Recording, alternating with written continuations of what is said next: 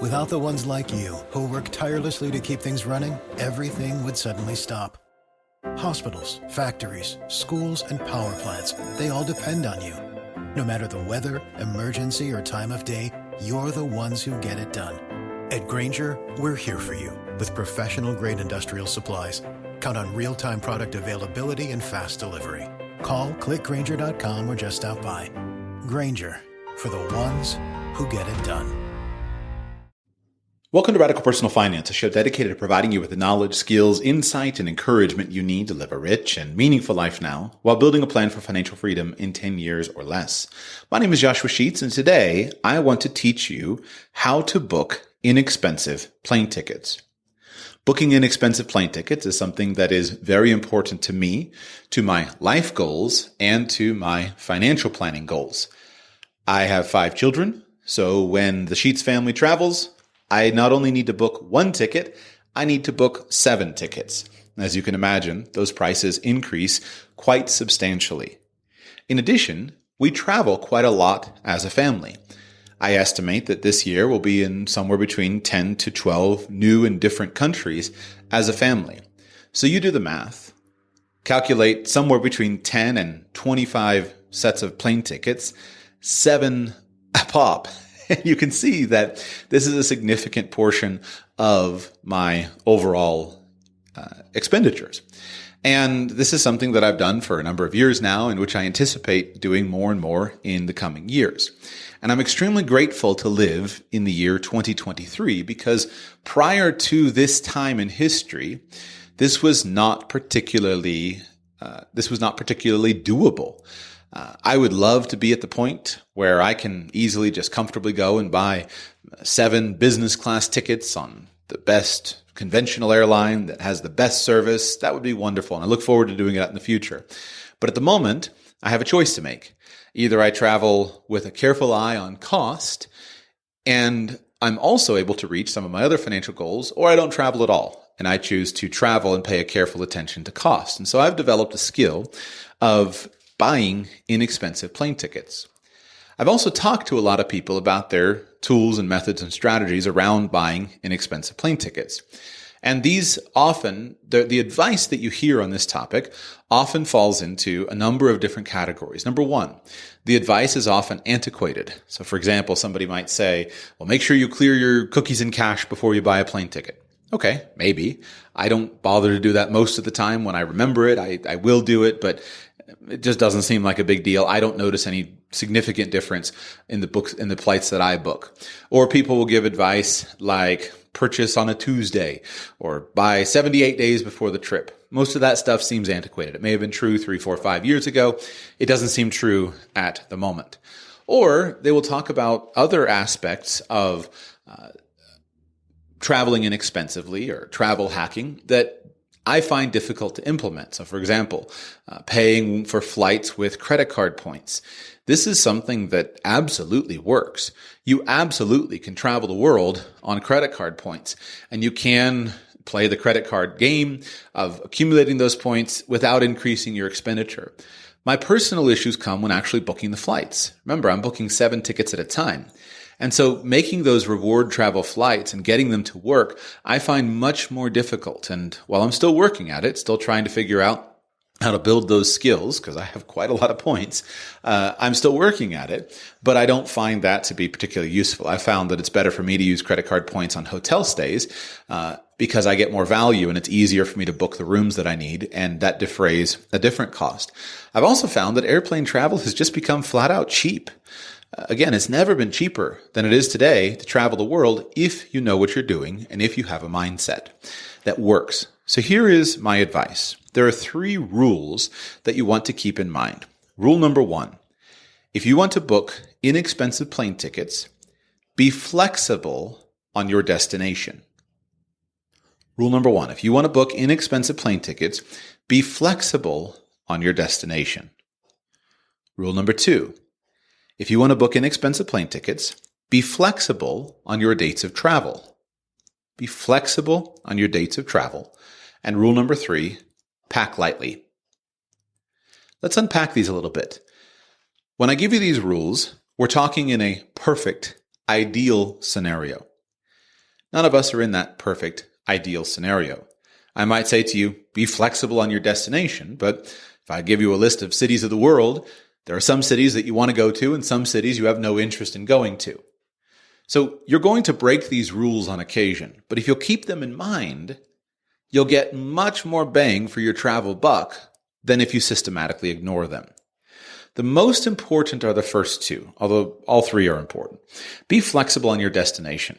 Remember this, you might have a long list of places that you want to go, but you don't have to go to all of them this year. And so what you should do is look around the world of airplane prices and see where it's inexpensive to travel to during some dates that work for you. My simple rule that I learned from Clark Howard years ago is find out where it's cheap to go and then figure out what to do there. And if you follow that rule, find out where it's cheap to go and then figure out what to do there, then you will go much farther for less. At its core, most travel destinations involve pretty much the same set of experiences and activities. If we're going to be very cynical, you're going to go from place to place and stare at your phone screen. There was a comic I saw years ago. Where are we going to go this weekend to stare at our phones? There's a real truth to that. I travel a lot and I notice that people go from place to place and they stare at their phones. And you can avoid that. You can turn off the phone and actually experience and enjoy the place. But at its core, most people have about the same basic set of experiences. As you travel the world, you'll get a very similar experience. For example, in your hotels. If you stay at large branded hotels, your experience is going to be very consistent, very systematic. Because of the massive growth of internationalization, if you want to eat Italian food, you don't only have to go to Italy. You can eat great Italian food in just about any city of the world. So it's fine to be flexible with your destinations and embrace the experiences that are offered by that destination instead of thinking you can only get a certain experience in a certain specific place. And if you'll be flexible on your destinations, you can take advantage of competition. When you have to go to one specific place for one specific purpose, then you're limited to whoever is competing on that flight. Best example here would be business travel. If you need to be in a certain city, especially if you need to be there at a certain time, which is normal in business travel, you need to be in this city at this time to attend this conference, or you need to be in this city at this time in order to have this meeting, or whatever your version of business travel is, then the airline choices that you have and the ticket choices that you have are constrained by the airlines that are operating those routes to get you there and by their current prices. So you pay what it costs. You look around, and by the way, stay listening because I'm going to give you some tools that will at least help you feel confident that you got the best deal possible. But you look around and you're pretty much going to pay what they're asking. But if you have more flexibility, you don't have to be in one specific place, but rather there's a region you would enjoy visiting, or a set of countries or a continent you might enjoy visiting. Well, now you can be much more flexible and you have access to the much greater competition because of the many airline choices that are serving those routes. So if you be flexible on your destination, then you can get lower prices. Instead of only working with conventional legacy airlines that'll have a certain ticket pricing structure, you may be able to take advantage of budget airlines, which have a different way of approaching their ticket structure. And so you can travel much less expensively. If you can combine flexibility on destination with flexibility on dates, then you have a massive, massive advantage. You can be somewhat targeted with your dates. But if you say to yourself something like, I'd like to go to Europe this summer or this fall, you'll be able to get a much lower ticket price than if you say, I want to go to Rome and be there on June 27. So to the extent that you're able to do it, focus on flexibility. This opens up a couple of major opportunities for you. When you have a region that you're going to enjoy being in, you can fly in and out of whatever city offers the best deals. So I look at a lot on the ticket prices between the United States and Europe, especially the United States from South Florida, because that's where I hail from. And so there's a low-cost airline that I watch carefully called Norse Norse Atlantic or Norse Airways. Anyway, I think it's Norse Atlantic. And Norse Atlantic is from Norway, and they started off with some routes last year between Oslo and Fort Lauderdale and Oslo and JFK that were stunningly cheap. They've increased their number of destinations significantly. Now they have direct flights from Fort Lauderdale to Berlin, Fort Lauderdale to London, and Fort Lauderdale to Oslo. They also run flights to a bunch of cities, other cities in the United States. So they came out to make a splash.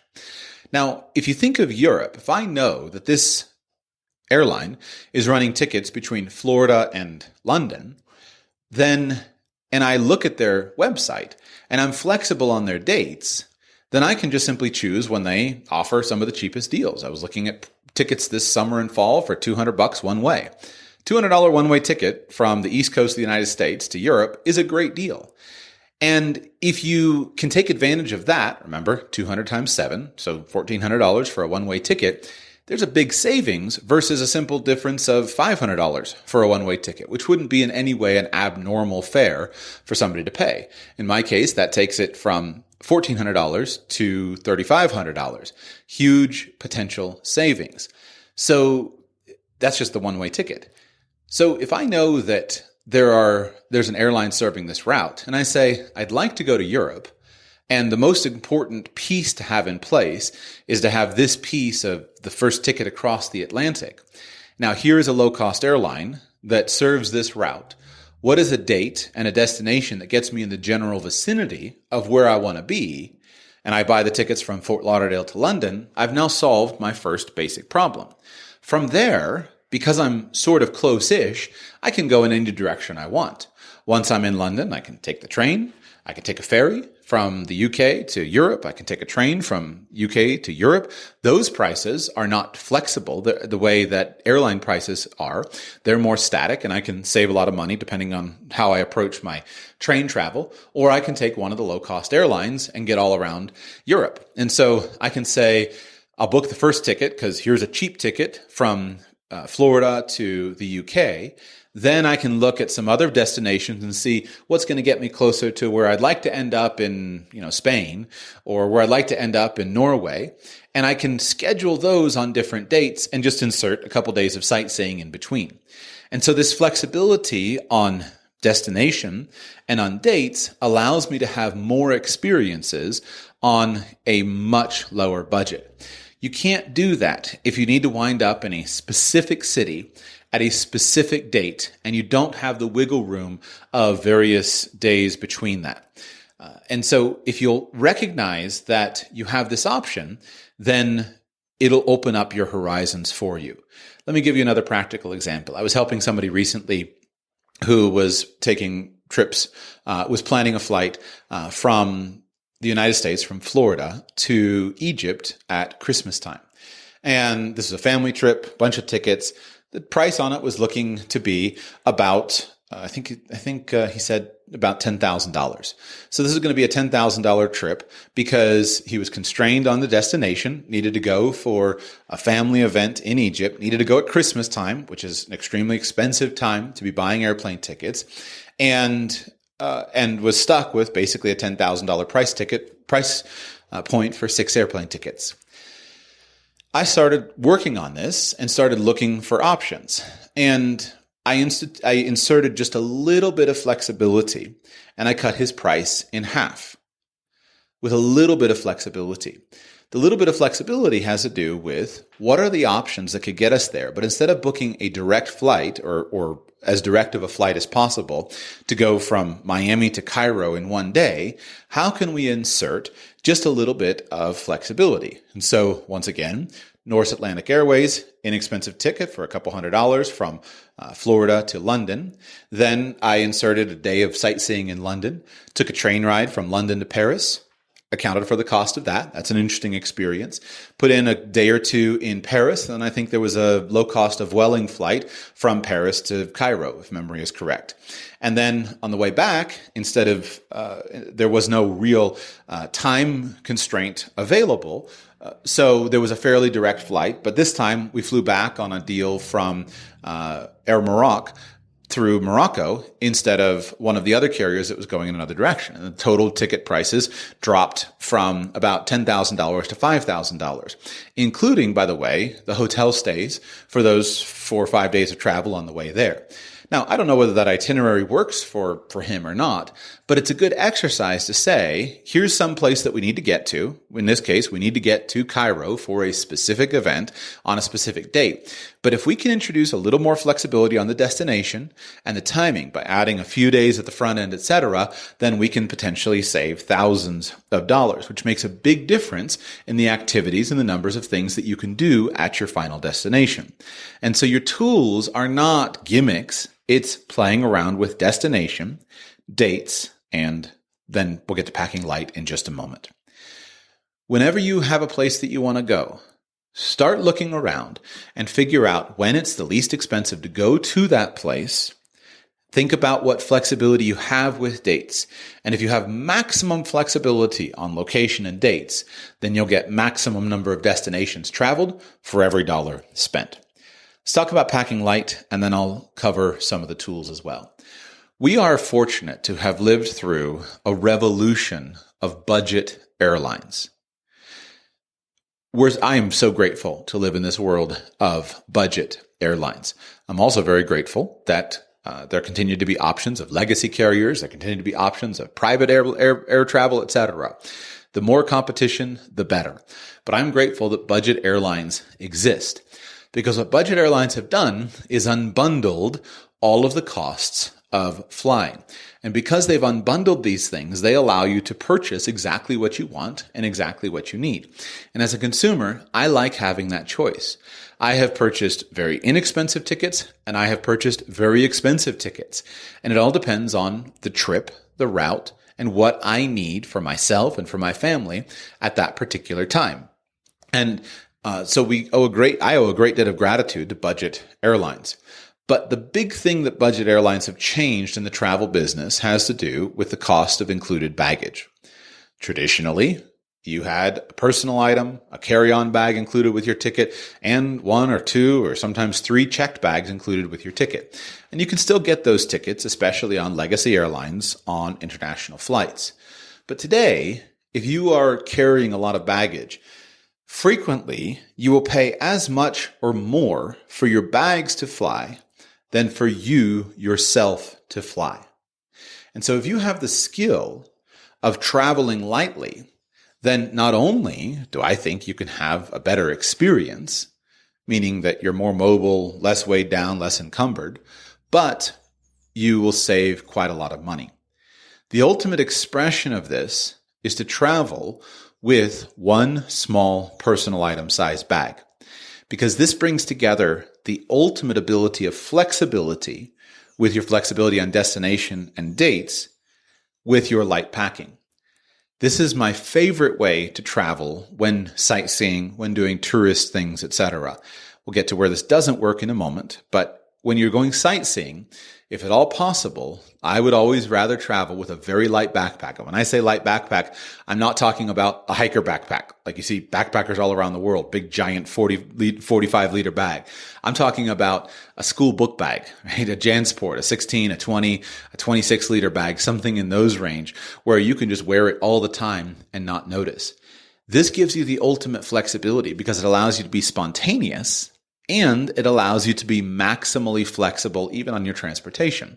You can go to the airport, you can jump on the public bus, you can grab the tram, you can grab a train ticket when you see a train ticket available. When you always just have a small bag with you, then you can go from city to city, from hotel to hotel, and you can be flexible on your other costs as well. Things like hotels, flexibility makes a big, big difference. But if you have a bunch of luggage, you're not going to go on an itinerary. I frequently, when I travel, I'll buy a one-way ticket, and I do this again with children, not always, but frequently. I'll buy a one-way ticket to a destination. We'll travel with very light luggage. When I'm there, I have a basic idea of what the costs of that region are. The costs of London are very different from the costs of Kuala Lumpur. So I'll have an idea of what the regional costs are, what I'm going to expect to pay, but I won't pre-book anything. I'll just go as we go, and we'll do our trip. And because I have maximal flexibility on dates, I don't have a job where I have to apply for a certain number of vacation days and I have to be back at work at July 1. All of my scheduling is self-imposed. Then it gives me the ability to go on the trip. And as we start to get to the end of the trip, I look around, I figure out the return flights, I figure out I know vaguely where it's going to go, where I need to wind up home. And then I'll be very flexible on the dates. And I have a variety of options that I'll insert depending on what the trip holds. But a big component of that is the ability to travel light, to not be encumbered with 2 giant suitcases for each person. When you do that, all of the logistics become very difficult. You can't use public transportation. You have to use private transportation. You spend so much time and it's so much work carrying your stuff around that the idea of changing hotels is dreadfully unpleasant.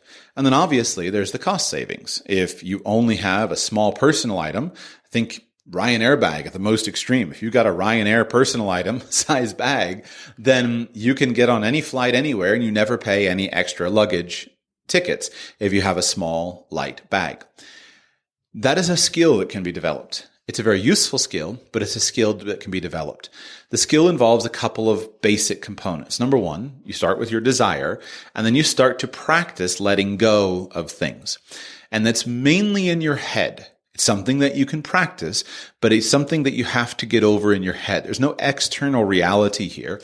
It's a matter of you, in your mind, being comfortable with not having tons and tons of stuff. Being comfortable with the idea that if I need this, I go and buy it. Or if I need this, I do without. Or if I need this, I change my itinerary or my activity for the day. Instead of going, for me, the big thing is shoes.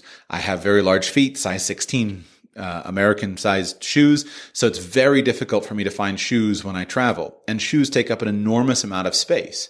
And so for years, I wrestled with it. Okay, well, I need just a minimum number of pairs of shoes, but there is no one size or one shoe model fits all circumstances. I can't simultaneously have a shoe that's very comfortable when I'm wading in the sand or walking up a river while whitewater rafting and simultaneously be at the nice club downtown at the 52nd floor of the hotel and fit in both of those circumstances. And so you make certain trade-offs. You might have a certain style of shoe and you may not be able to go on the whitewater rafting trip, or you may have to go barefoot, or you may have to buy something, or you may not be able to go into the nice hotel lounge. There are just simply a set of trade-offs that you have to be comfortable with. And so a lot of that is in your mind. And it's also, there's a skill in terms of testing it.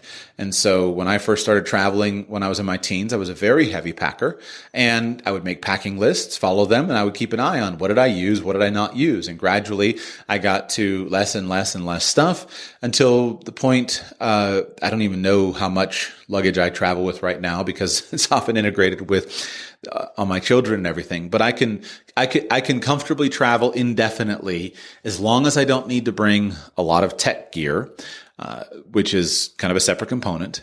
I can comfortably travel indefinitely with what fits into a small, picture a school book bag, right? A small 20 or 16 liter bag. And that's really comfortable. It's not perfect, but just do the skill of sometimes I'm a little uncomfortable because I don't have all the gear that I could have, but I would rather be a little bit uncomfortable in those circumstances than I would desire to not be on the trip at all or to be weighed down with a lot of heavy luggage. Now, what are the constraints that will make it not possible for you to travel lightly? Well, first, there'll be certain purposes or reasons behind a trip. If you're going to a specific place for a specific event, you need to be dressed for the trip. You might have to bring a variety of outfits. You might need to you might be hired as the MC of an event, and so you can't get by with one suit worn every single day. You might need to bring 3 or 4, and so there you're definitely going to need more baggage. You might be going on a work trip, and so you can't get away with traveling without a laptop. On the other hand, you need a laptop, and you need a camera, and you need podcasting microphones and equipment and lights. But when that's the purpose of the trip, then obviously that's a necessary component. So you'll have the bags, have the luggage, and you'll deal with it. But at its core, if you want inexpensive plane tickets, be flexible on destination, be flexible on dates, and pack light. Assuming that's the case, assuming you've got this great scenario where someone asks you, where do you want to go? And you say everywhere. and you say, and when someone says, when do you want to go there? And you say, it doesn't really much matter. One day is as good as another. I've got total flexibility over my time and schedule and location, etc. And I'm ready to go now. If that's the case, where do you start? So there are a variety of tools that are really useful. I'm going to give you 5. I could give you 2. If you were only looking for 2 tools, then at this point, I think your 2 tools would be Google Flights and flightsfrom.com. But I'm going to give you more options because they each have their little tweaks, and I use all of them. First, Google Flights has gotten very, very good. It wasn't so great in the past. I now find it to be very, very good. So if you go to flights.google.com, you can see a huge number of flight options, and there are some very, very useful tools. I think many people who use Google Flights use it in the conventional way. I want to go from this airport to this airport on these dates, and it's useful. It gives you good options for those dates and for those functions. What I find to be the most useful feature of Google Flights is, in some cases, the Explore tab, which we'll get to in a moment, and also the one-way tickets itinerary from different city combinations, including states or areas. So the ability to search by state or country or area is really, really useful. In the past, I found that I got better results with Kiwi.com and also Kayak.com, but now I find that Google Flights is giving me more useful results and is giving me a lot of what I need. So if you want to figure out a trip, the first thing you should do is go to flights.google.com, click on their Explore tab, which gives you some options, and then put in your options. Where do you want to go? And try to be as wide as possible with your options. And when do you want to go? So they will allow you to search anytime in the next 6 months or in a specific month, August, September, October, November, December, etc. So one specific month in the next in the next 6 months. And they'll also allow you to search by one-way flights or for 1 week or 2 week round trips. In addition, they give you a map. And the map is very useful because it allows you to basically hover around the world and see where the options are available to you, where you can go on a certain budget. And the map can be filtered. So you can put in your budget with your filter approach and figure out where you can go on the amount of money that you have. And this gets rid of a lot of extraneous options. So I love this solution.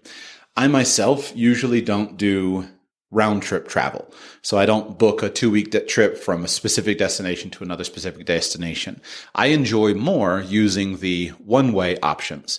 And that's another big change that now it seems easy. Years ago, it was very difficult to book one-way flights at a reasonable price. Today, it's very easy to book one-way flights at a lower cost. And so I'll choose a state or a city to start in. I'll fire up the map. I'll put in a filter. And sometimes I'll make that filter very, very low. You might put in a $200 filter or a $300 filter and see where can I go for a $200 or $300 one-way ticket. And if you'll go around the world, sometimes you'll get some incredible options that are available to you. And knowing that you can search at any time in the next 6 months, this really helps you to identify other savings opportunities by flying at a specific time over the next 6 months rather than looking for a specific set of days in advance. So if you were only going to use one website, I would start with Google Flights. Now, obviously, if you get used to thinking in terms of one-way trips, then you face the problem of how do I get home? And so what I like to do is I like to play with different starting cities. And my first starting city might be to fly from Fort Lauderdale to London. But then I'll go ahead and start playing with other destinations. And so I'll pick other cities that I know are big travel hubs. I might choose Frankfurt or Zurich or Madrid or something like that. Some of these cities that are well served by as travel hubs, and then look in the other direction as a one-way ticket and try to get an idea of when the return flights are available for me. Because if I do that, I get the most flexibility and often the lowest cost. Google Flights allows you to search by region as well. And so you can say, I want to go anywhere, or you can say, I want to go to India, and it'll show you the various tickets for different destinations in India. And if you play with the tool, you might surprise yourself by finding some great deals yourself with Google Flights. Going quickly, the other two that I find very useful is Kayak, or Kayak, and Kiwi. Kayak also has a similar explore function where you can use the filters and you can say, I want to go from this city. I want to take a 1-week trip during this time period, and my budget is $500. And it's really great. It's really useful to put those numbers in there and get a good sense of what's available to you. Kayak has a map function as well, but I find that while I used to use it a lot more, now I'm using Google Flights more than Kayak. But Kayak is still useful. And one thing that it is useful about is it puts together good non-connected chains of tickets, especially using budget airlines. Kiwi, I used extensively a couple years ago, but I have not gotten as great results as I once did on Kiwi. And so again, it's now gone to my second place. It used to be that Kiwi was my number one, Kayak was number two, Google Flights was 3, 4, 5. Now for me, I start on Google Flights, Kiwi is number 2, and then Kayak is number 3. And I don't go much farther. There are a lot of other websites that people use. There's Skyscanner. There's all these interesting websites that are devoted to niche travel opportunities like jet skip lag tickets and other things. If you're into that, go into that. But I don't find that they give me any massively better results than those big three do. And so they're also very time consuming. So I at least educate myself a lot with those big three. Now, I mentioned flightsfrom.com. I have two other favorite websites that I use with travel booking that perform a service that is complementary to these. A big one is flightconnections.com and then flightsfrom.com. Flight Connections gives you all of the connections, the direct flights that go from one airport to another place. And Flight Connections is a superior application. You could use it as a web app or as a mobile app. It's a superior application for its graphical interface. And if you have a premium account with Flight Connections, as I do, then you gain access to a real-time pricing structure. And so the way it works is you can pick a city as your starting city. You tap on or click on an airport, and then you can turn on the price map. And it will show you all of the direct flights from that city to all of those cities that are connected, and it will put a generalized map of prices. So you'll have green dots that are your inexpensive flights, yellow dots, and red dots. And this is really, really useful for finding budget airlines that you don't otherwise come across and getting a good sense of where the consistently inexpensive tickets are between two places.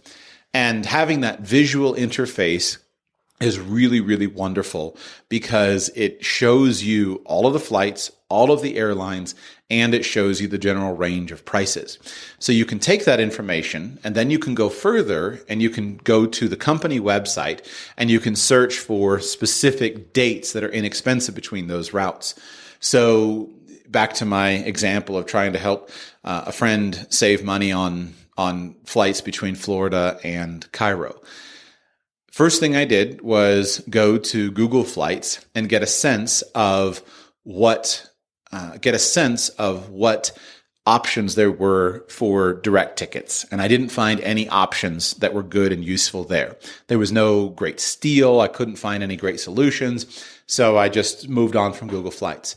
My next destination was to go to Flight Connections because I like the visual interface.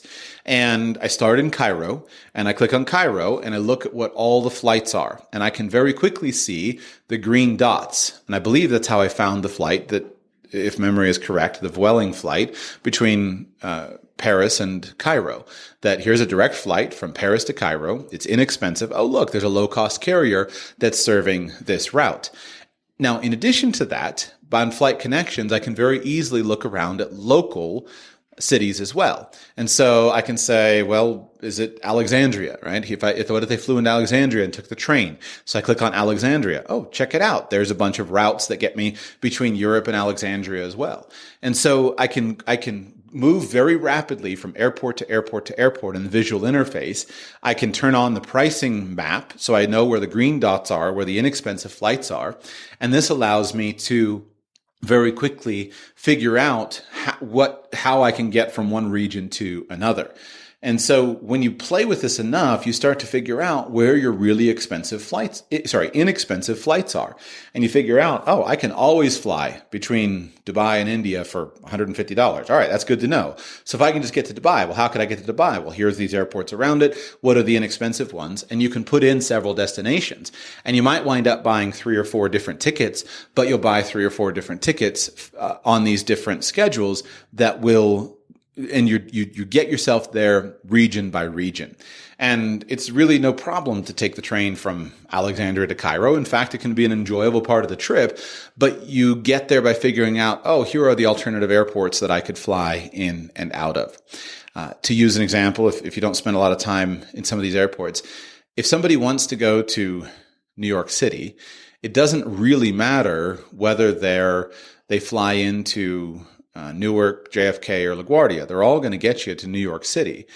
So, but if that's relatively easy because you can search New York City, but there's also a huge complement of other airports that can get you close enough to New York that may have vastly better deals if you can look at them on a map and then recognize and search out your local transportation options.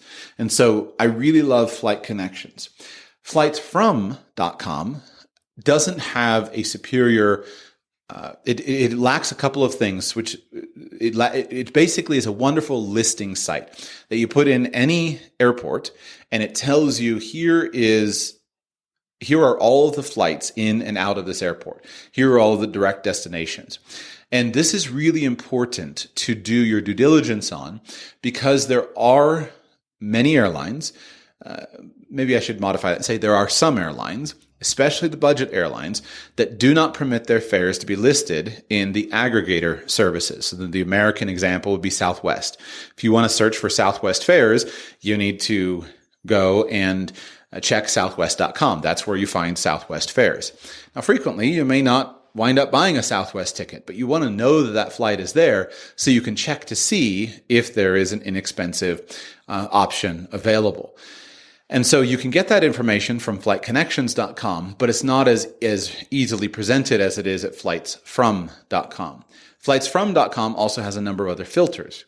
And so if I know that there's a particular airline that is inexpensive, so an example here in the United States would be Spirit or Frontier. If you're willing to fly on Spirit or Frontier, you can get good, reliably inexpensive tickets on those, but you want to get a sense of where do they fly. And so you can go and you can say, let's say you got the Frontier Go Wild Pass that they've been selling over the last year, which you pay a flat fee and you can take flights where you only pay for the taxes and fees on those flights. So you're looking at an airport and you want to filter and say, all right, I've got Miami International. Where does Spirit fly from Miami International? You can look at their route map, but it's often better for you to just simply use flightsfrom.com, filter by airline, and then see what options are available. And then because you can move among airlines very, very quickly. And so it's a lot easier than navigating to the route map for each specific airline. So these are the tools that I use. And so if you're going to a place, take a quick check and see what are the options that are there. If you do this, you'll find some amazing deals, especially if you're willing to fly on budget airlines. So let me go ahead and give you now some of my tips for flying on budget airlines, because I've developed a few strategies that have helped that to be pretty good. What don't people like about budget airlines? Well, first, they're often uncomfortable.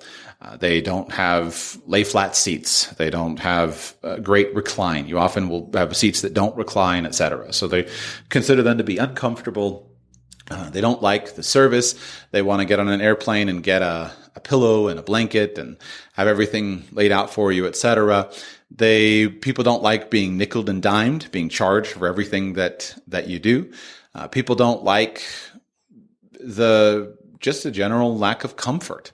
That's about it. Budget airlines are just as safe as anything else. They get you to your destination. There are some other risks to flying on a budget airline. So, for example, if they cancel your tickets, some airlines won't book you through on multiple legs.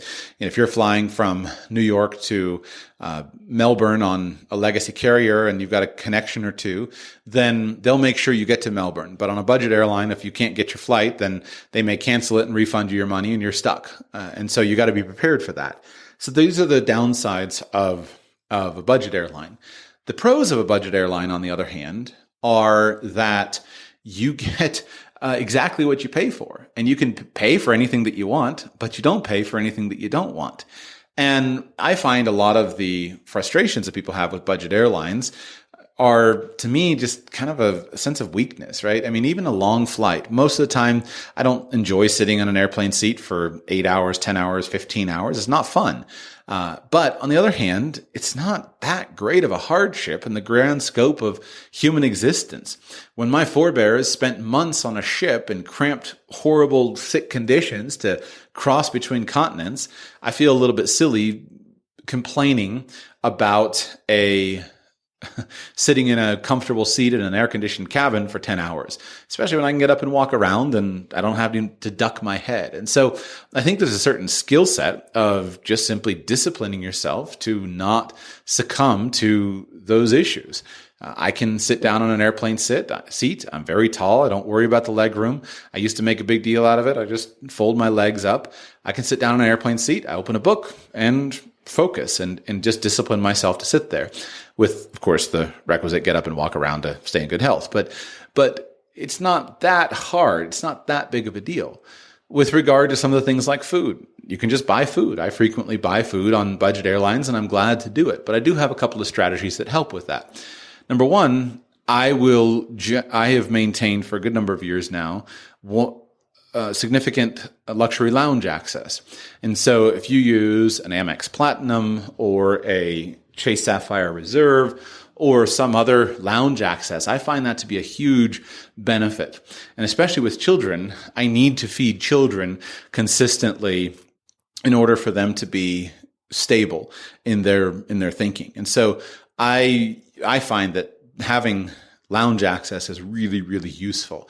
That most airports I can go in, I can get my whole family in, I can have plenty of food, everyone's well fed, we have some time to relax, and then we go sit on the airplane. And if you do that, then whether they serve your food on the airplane or not is not nearly as important.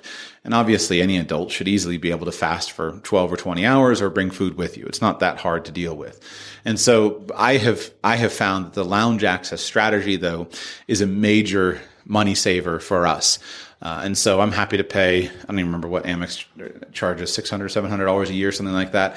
I get multiples of that in terms of just simply food value from lounges, et cetera, all around the world. And so if you're a frequent traveler, even if you might use budget airlines, lounge access can solve a lot of those issues of comfort, food, et cetera. And then you don't wind up buying too much on the airplane itself. When you find out that a budget airline works in your area, get familiar with the route map and the flights that budget airline serves and get a good idea of what's available. So use those websites to explore your area, and sometimes you'll find incredible deals. I was poking around Europe last year, and I came across Scoot Airlines. I've never flown on Scoot Airlines, but I was amazed to find that Scoot has a flight from Athens to Singapore that you can buy regularly for less than $500. That's a tough flight, long flight to sit on an airplane in a budget airline without a lot of creature comforts, etc. But it can be difficult to get to Asia inexpensively, and it's nice to know that that's an option. There are budget airlines from Tokyo to LA. There are budget airlines in and out of Australia. There are budget airlines from Cebu Pacific runs this flight with like 430 seats on it from Manila to Dubai, and you can buy tickets for $150 and fly Manila to Dubai. Amazingly cheap fares if you are aware that they exist. So poke around on those airline websites and get an idea of what's available, what airlines serve that area, and then keep an eye on their on their options. And then finally, don't pay attention to credit card strategies that involve the airlines that have the things that you want. So it may be the case that you may not be able to get a lot of points-based travel, as I struggle to do with the number of tickets that I need to fly together. But you may just go ahead and have the Frontier credit card that gives you elite status, that allows you to save money on bag fees, et cetera, or various versions of that. And so one of the great ways on many carriers is to gain the perks that you're looking for is just sign up for their credit card, meet the minimum spend, and have it so that you can get value on that airline. There's no perfect solution, and so frequently you'll need to put together your skill set with understanding your options of rental cars, buses, trains, etc. between and among airports. But you can pretty reliably fly from most corners of the globe to the most other opposite corners of the globe for consistently less than $500, almost no matter the distance. And that is powerful. Now, obviously, round trip tickets will often be the same. But just to know that those options are there is a great starting point. So just imagine you can put together a round trip ticket from just about anywhere in the world to just about anywhere else in the world for $1,000. That's amazing. That's an amazingly cheap deal. And in many cases, it's much, much less than $1,000. In many cases, you can find even very long haul options for a few $100s. If you practice these techniques, you figure out who's serving the regions that you're interested in, and pay attention to them. There are many other tips that I could give. There are websites that offer you deals and insights, send you emails, you put in your home airports. Those are great. I've subscribed to several of those, and it's helpful to be aware of the options as well. But at its core, what you need is those 3 rules. If you want to book inexpensive airplane tickets, be flexible on your destination, be flexible on your dates, and pack lightly. If you follow those 3 rules, you can find yourself using the tools I mentioned, Google Flights and Kiwi and Kayak and flightconnections.com and flightsfrom.com. If you use those tools and you poke around, you can just buy the tickets that you need. No ward travel, no blackout dates. You can just buy the tickets. And yet doing that is very, very inexpensive, and you can travel the world at a very low price.